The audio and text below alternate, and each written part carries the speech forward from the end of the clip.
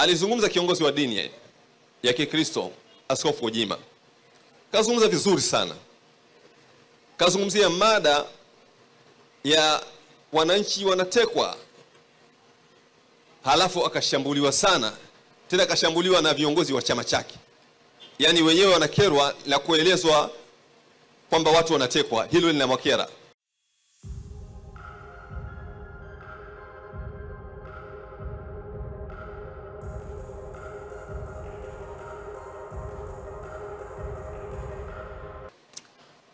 Kwanza kabisa nilipenda nizungumzie swala la viongozi wa dini kushiriki siasa. Jambo hili linatafsiriwa kama ni jambo geni kwa sasa. Lakini kwa hakika sio jambo geni. Katika historia ya nchi yetu sisi, chama cha kupigania uhuru kimeanza mwaka 1929, AA African Association. Waasisi wa African Association miongoni mwao ni viongozi wa dini, akiwepo Mufti Hassan bin Amir. Hii ni kwa upande wa Tanganyika. Lakini kwa upande wa Zanzibar, chama kilicholeta uhuru wa Zanzibar ni Zanzibar Nationalist Party. Kiongozi mkuu wa Zanzibar Nationalist Party ni Sheikh Al-Mohsin Barwani. Kwa mukhtasari, viongozi wa dini ndio wabunifu wa fikra za kupigania uhuru, na wameshiriki katika harakati za uhuru na kujenga nchi kwa miaka mingi. Hapa kwetu Tanzania, viongozi wa dini wameondolewa katika uongozi wa siasa mwaka 1963.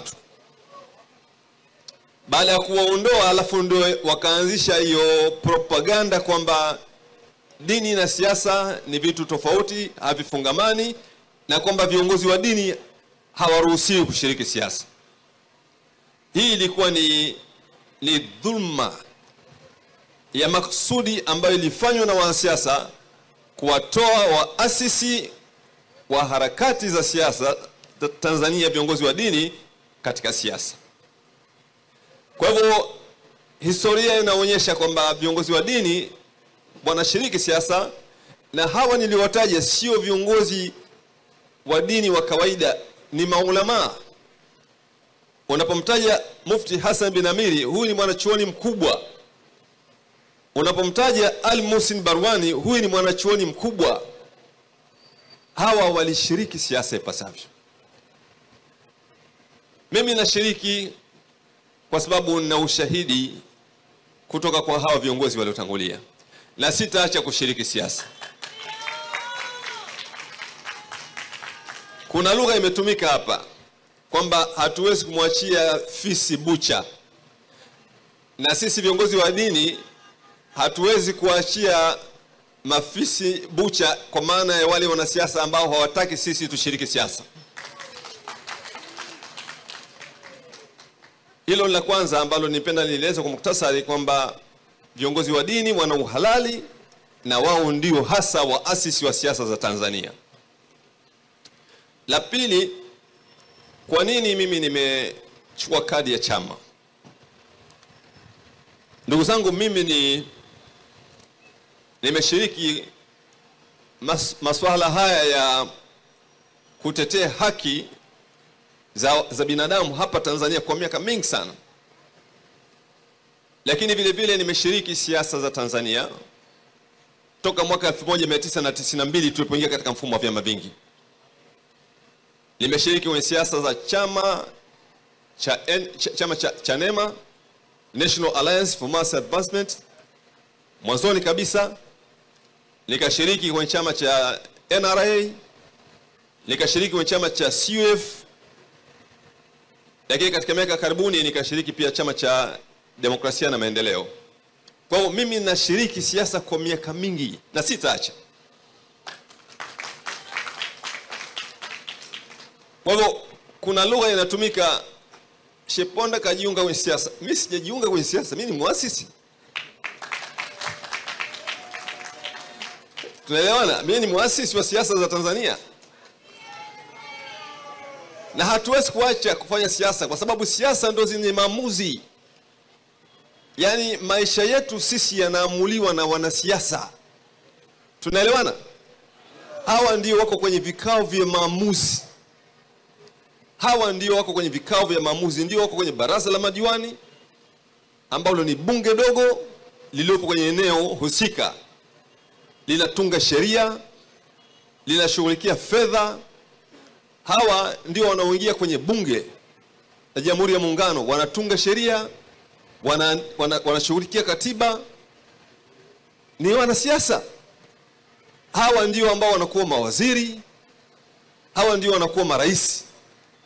Kwa hivyo hatuwezi kuacha muhimili unaohusu maisha ya watu kwa watu wasiostahiki. Lazima tuingie sisi ambao tuna uwezo wa kusimamia.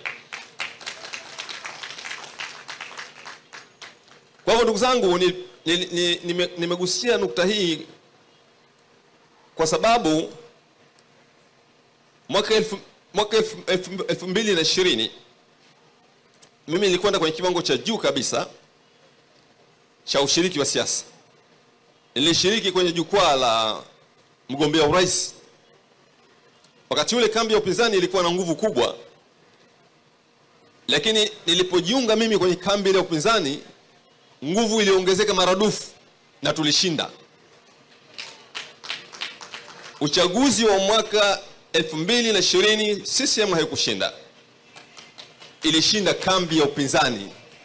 Na haya sisemi mimi, haya yanasemwa na wana CCM wenyewe kwamba uchaguzi wa 2020, lugha wanayotumia wao, wanasema kulikuwa hakuna uchaguzi. Lakini hii tumesikia wakizungumza wao wenyewe kwenye majukwaa kwamba 2020 hapakuwa na uchaguzi, kwa maana kwamba walishindwa. Sasa tulipomaliza uchaguzi ule wa 2020, mimi nililaumiwa sana na watawala, vyombo vya dola. Lugha walikuwa wanatumia na propaganda kubwa kwamba mimi ni kiongozi wa dini, sikupaswa kushiriki siasa. Na rais alikuwa madarakani wakati ule, alitoa maagizo mazito sana dhidi yangu. Na pia waliwahi kutumia hata vikundi vya baadhi ya viongozi wa dini, nao pia wakawa na laumu. Sasa ni vizuri kuzingatia mazingira yalivyo, halafu mtu ukajipanga vizuri zaidi. Kwa kuzingatia hali hiyo sasa, mimi nikaamua nichukue kadi ya chama. Lengo la kuchukua kadi ya chama ni kujijengea uwezo wa kisheria ili kuondoa zile propaganda kwamba wewe ni kiongozi wa dini alafu unashiriki siasa. Leo hii sasa, baada ya kuchukua kadi ile, ina maana nimechukua kofia ya pili. Kofia ya kwanza kofia ya dini, kofia ya pili kofia ya siasa. Kwa hiyo leo hii ninapozungumza hapa, hakuna mtu atanilaumu tena. Kuna mtu atanilaumu kwamba mimi nimechanganya dini na siasa? Ndio namna ya kukabiliana na hawa. Namna ya kukabiliana na hawa ni kujua namna ya kutumia vizuri mazingira yaliyopo. Kwa hiyo mimi nimechukua kadi kujijengea uwezo wa kisheria utakaoniwezesha kufanya zile harakati mbalimbali nilizokuwa nazifanya kwa ufanisi zaidi. Nukta ya pili, kwa nini nimechukua kadi? Ni kuondoa vikwazo pale ambapo itakapokuwa kuna umuhimu wa kwenda katika nafasi muhimu katika nafasi za nchi. Kwa mfano, nafasi ya urais, nafasi muhimu sana. Rais ndo anaamua kila kitu. Anaweza kufanya chochote kile. Kama tulivyoona kwenye awamu iliyopita ya 5, Rais Magufuli alibadilisha kila kitu, aliharibu bunge, aliharibu chama chake mwenyewe, kila kitu aliharibu kwa sababu ya power ya urais alionayo. Ile ni nafasi muhimu sana. Lakini kuna nafasi kama ya waziri, ni kiongozi ambaye anasimamia taasisi inayotoa huduma. Kuna nafasi kama ya bunge. Bunge ni taasisi muhimu sana ndugu zangu. Bunge ndilo linaloamua kila kitu. Lakini kuna swala la udiwani liko pale. Hizi nafasi zote hizi sio nafasi za kisiasa moja kwa moja, lakini huwezi ukaenda kwenye nafasi hizo bila kupitia kwenye siasa. huwezi kwenda kwa nafasi hizo kama hujaanzia kwenye kadi ya chama. Tunaelewana? Kwa maana hiyo ina maana kwamba mimi nikichukua kadi, ina maana nimeondoa kikwazo pale ambapo itakapokuwa kuna umuhimu wa kwenda katika nafasi hizo muhimu. Tunaelewana? Ndugu zangu, mkutano wetu wa leo ni sehemu ya mkutano wa kutoa elimu ya uraia. Tunaelewana? Yaani hapa tulipo ni kwamba tunaelimishana, na mimi napenda wanachama wenye ujuzi, wenye weledi wa haya mazingira, hizi siasa zetu wazielewe vizuri. Tunaelewana? Vyama vingine wao wanafanya kampeni, lengo lao ni kuwafanya watu tuwape ile ridhaa, lakini wanafanya watu washiriki uchaguzi hali ya kuwa hawajui namna gani ya kushiriki na namna gani ya kufikia malengo yanayokusudiwa. Kwa hivyo kimsingi hii ndo hali ambayo imepelekea mimi niweze kuchukua kadi ya chama. Hapa niongezee kitu nimalizie kabisa. Kwa nini ACT Wazalendo? ACT Wazalendo kwangu mimi ilikuwa na sifa mbili. Sifa ya kwanza ni chama ambacho nimeangalia ndani nikahisi kwamba chama kipya lakini kina weledi mkubwa sana ndani wa kisiasa ndani yake. Swala la weledi, ujuzi lipo. Lakini pia ni chama ambacho ndani yake kuna watu wakongwe wa siasa za mageuzi. Kwa sababu wengi kwenye chama hiki ni watu ambao wametoka kwenye vyama vilivyoshika hatamu za uongozi wa kambi ya upinzani huko miaka ya nyuma, ndio hao waliokuja kuhamia kwenye ACT Wazalendo. Watu kama kina Bab Juma Duni, watu kama kina Ismail Jusa. Lakini kuna watu wenye uwezo mkubwa sana katika nchi hii na walioshika wadhifa kwa uadilifu. Mtu kama Othman Masudi,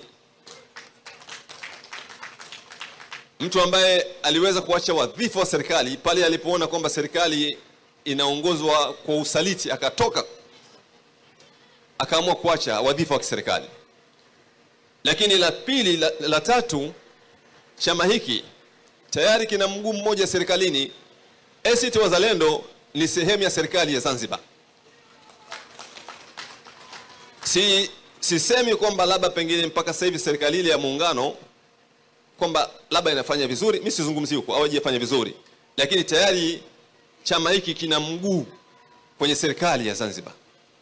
Kwa hivyo sifa hizi ni miongoni mwa sifa ambazo nimehisi kwamba unaweza ukafanya juhudi na harakati zako kupitia chama hiki na ukafanikiwa. Jambo la pili katika ile kujenga nguvu za kisheria. Ndugu zangu, mimi nimekuwa nikifanya harakati hizi kwa muda mrefu sana, lakini tunapambana na vikwazo vingi sana. Kwa hivyo ni muhimu kujenga nguvu za kisheria. Mnaona hali yetu jinsi ilivyo hapa nchini kwetu Tanzania. Hali ya maisha kiusalama, hali ya maisha kiuchumi ni mbaya kupita maelezo.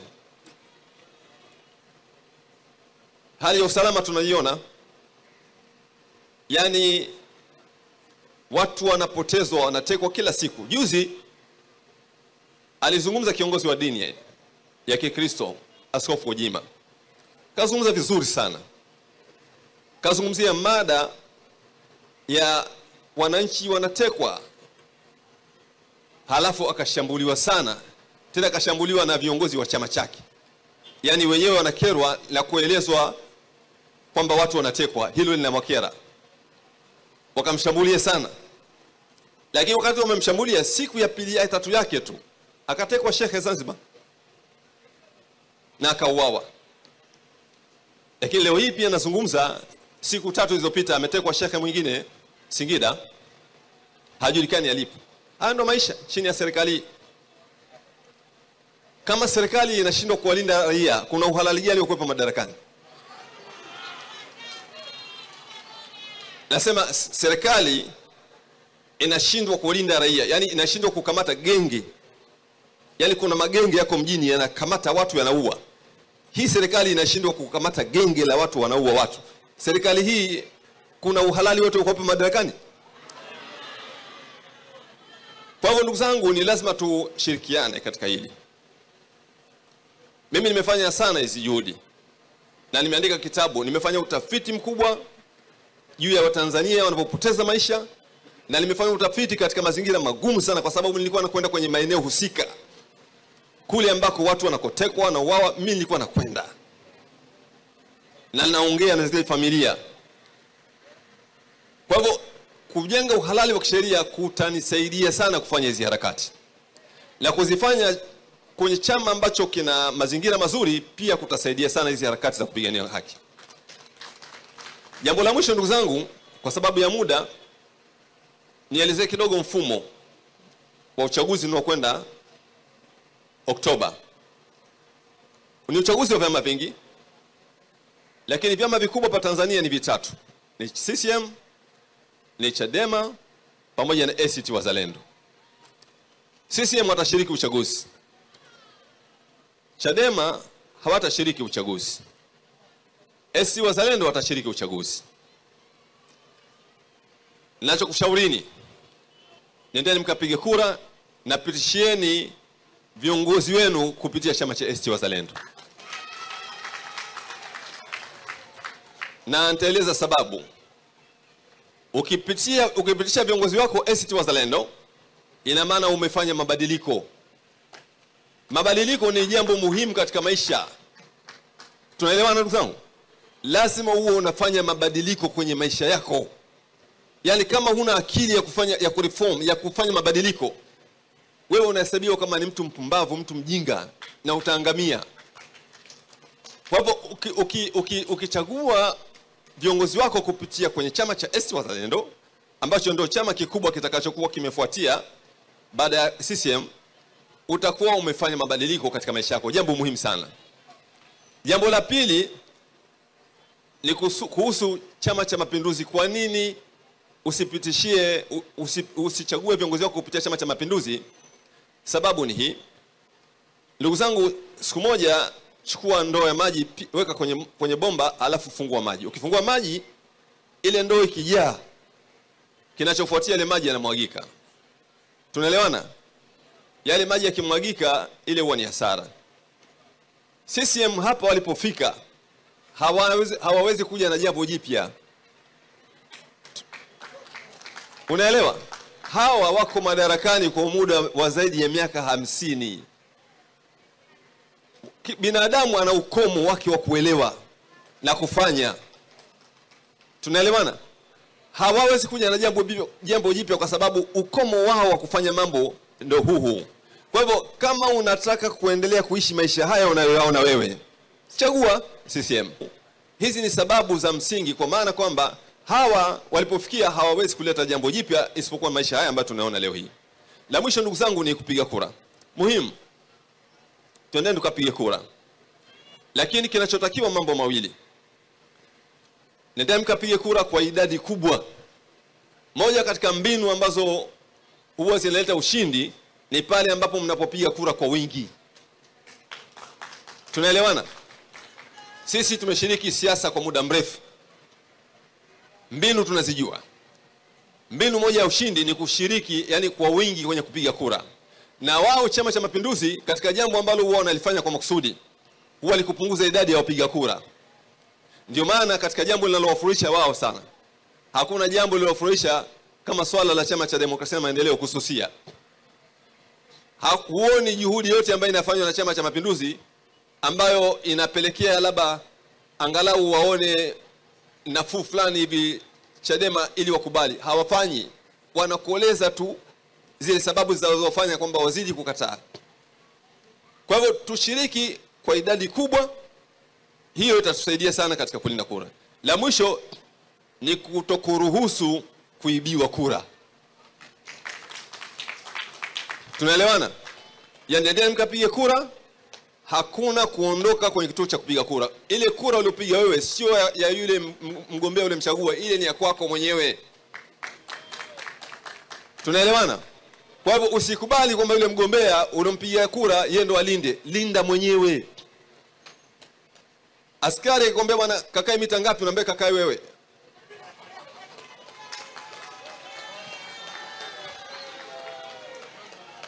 Na hili ndio moja katika mambo ambayo mimi nimekuja kusimamia huko. Kama mlivyosikia wakati ule huko nyuma kulikuwa kuna mambo yetu ngangari, basi wale ngangari wenyewe ndio sisi. Yaani kama mlisikia kuna mambo yalikuwa yetu ngangari, si ndio? Basi wasimamizi wa ngangari tulikuwa ni sisi. Na hii ndio ngangari mwaka huu tunaipeleka kwenye sanduku la kura ngangari. Kakai mita 100 unaambia kakai mwenyewe. Mimi sikai siondoki hapa. Mita 100 kakai wewe. Mimi nalinda kura hapa. Kwa hivyo ndugu zangu, kwa ufupi sana nimeeleza sisi tuna haki kama viongozi wa dini kushiriki. Sababu zilizonifanya nishiriki ni kujenga uwezo wa kisheria. Lakini vile vile nimehamasisha tushiriki uchaguzi, lakini tusishiriki tu isipokuwa twende tukalinde kura. Oktoba